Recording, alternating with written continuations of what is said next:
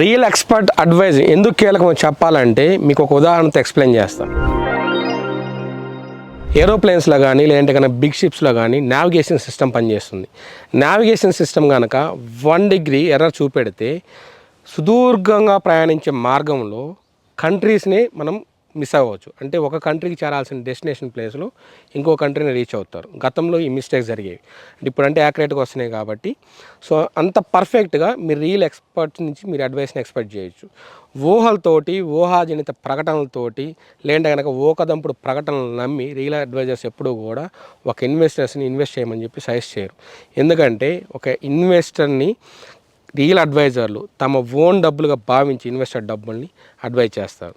వాస్తుని చూస్తారు, లీగాలిటీని చెక్ చేస్తారు, అప్రూవల్స్ని చూస్తారు, భవిష్యత్తులో అక్కడ ఏమైనా ప్రాజెక్టులు వస్తాయా గవర్నమెంట్ తరఫున ఎస్ఈజెడ్లు కానీ నిమ్దులు కానీ అటువంటి క్యాలిక్యులేట్ చేస్తారు.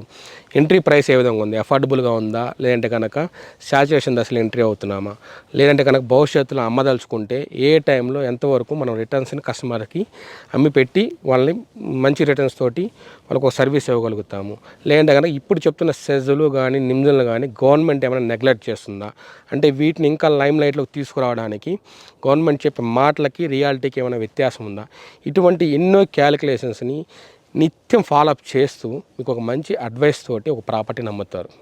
అందుకనే రియల్ అడ్వైజర్స్ యొక్క అడ్వైజ్ అనేది ఈరోజు రియల్ ఎస్టేట్లో ఇన్వెస్ట్ చేసేయాలనుకున్న వాళ్ళకి చాలా ఇంపార్టెంట్.